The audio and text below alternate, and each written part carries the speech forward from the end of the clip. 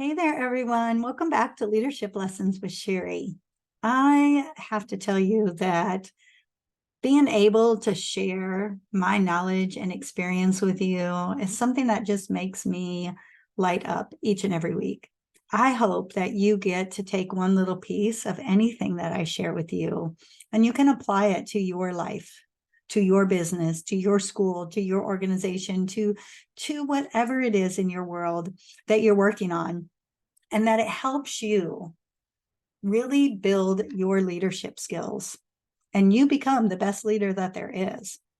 I truly, truly believe in the power of leadership, not because it makes us leaders become all-powering, but it gives us an opportunity to empower others, to continue to strive and give impact in the world. You know, I think about myself, and I ran a school for so long that had about 700 students. I think that in this last school, I would average about 65 staff members. That would not include my custodial staff, my cafeteria staff. So that was probably another 10 on top of that. And then all of the families that came with, right? That's a pretty big impact that I would have every year. But then I would think about every one of my teachers, when they were successful, how they then would just multiply that number. Because usually, if you find that you're very successful in the work that you do, it carries over into your life. Not always, but usually. It carries over into the other activities you do. I had a teacher over the last few years that she did a lot of volunteer work. And she would tell me all of the work that I would teach her about at school. She would then go and apply it to the organizations that she volunteered with. Imagine that impact. And as a leader, that's what we should be thinking about each and every day. And it brings me to exactly what I'm talking about this week on Leadership Lessons. I want to talk to you about one of the qualities of a great leader is caring about the success of other people. So I want to step back for a minute, and I want to talk about how people can get into this comparison trap. I find that we all get to a place in our lives where we see others doing something, we hear about others doing something, whether it's legit or not, meaning whether it's absolutely true, what they put on social media or you see in the news. But for people that aren't necessarily at that level of leadership that we all want to strive for, we can get jealous. We can get judgmental. And that sometimes is because on the inside, we feel like, wow, am I really doing my very best job? If Judy down the street is doing this and my school's not doing that, am I doing my best as the leader? I think it takes us to realize, number one, we cannot compare our day whatever to somebody else's day whatever. Our day 1 to somebody else's day 100 or day 40 compared to whatever. I think we also have to remember our only competition needs to be ourselves. So if you're striving to become a better leader, your goal really should be that you want to get better each day, better than who you were or what you were the day before, not better than the person around you. I say that because that comparison trap, that feeling of judgment, jealousy, envy, whatever you want to call it, can hold us back as leaders from caring about other people's success. But as you heard me say at the beginning of this session, as a leader, we don't even realize how much impact we can have when we know we build our people to do their very best, and they can go on and pass it on and pass it on and pass it on. And it has this ripple effect to, I can affect this many, but now my impact is actually impacting so many others. Also, when people know that we care about their success, success breeds success. If I tell one of my employees, you know what, you did a fantastic job, and because of what you did, you made this happen. This was huge.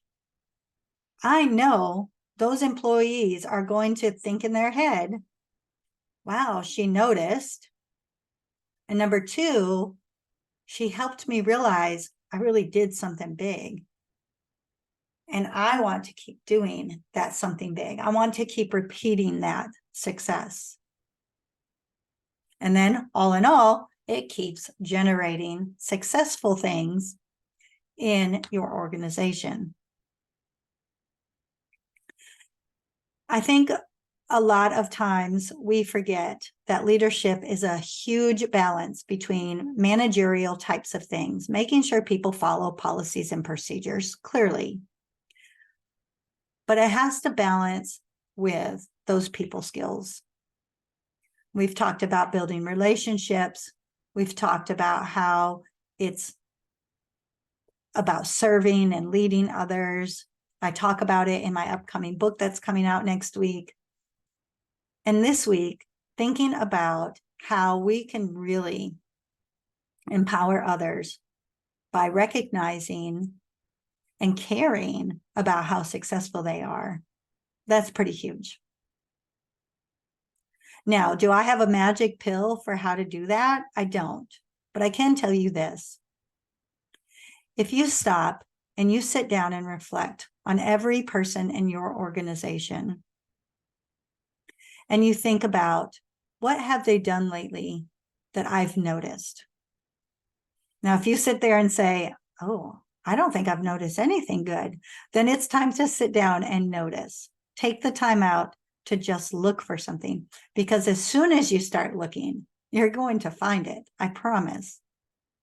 But then once you find something, make sure to tell people, recognize them for what they're doing, and be genuine about it. Don't just say, woohoo, you did it.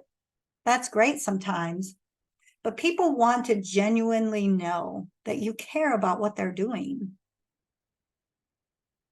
Now, I will tell you one magic pill that I do have is when you do have a struggling employee and you find something they're doing well, and you make sure to tell them, that can have a big impact, bigger than what you think sometimes, because they're probably getting pretty used to you telling them everything they're doing wrong, right? And they like hearing something that they're doing right. I also want to say before we end this today, if you're not in a position of leadership yet, but it is something that you're striving to accomplish at some point in your career, start doing these kinds of things now. You want them to start to become habit, but it's also a great way for people to start to know you and trust you as a leader. It's kind of like a way to get your name out there. If you're working on a team or you're on a partnership with somebody, recognize things they're doing. Don't overdo it, for sure. And like I said, be genuine about it. But you don't have to have the title of leader to be a leader. We've talked about that before.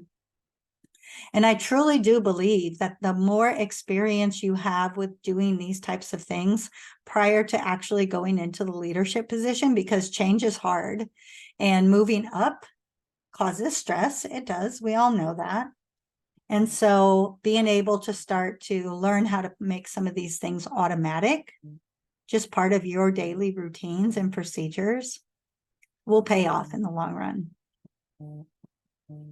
All right. Those are my thoughts for this week on Leadership Lessons with Cheri. If you are listening to this and you are considering moving into a leadership role, I want to help you. You're always going to get this free content every week. I can promise you that. However, if you want more support, You want an actual roadmap for how you can get yourself into that first leadership position. I've mentored lots of people, and most of my mentees have gone on to do exactly what they want in the area of leadership. Reach out to me because I have a program going on right now.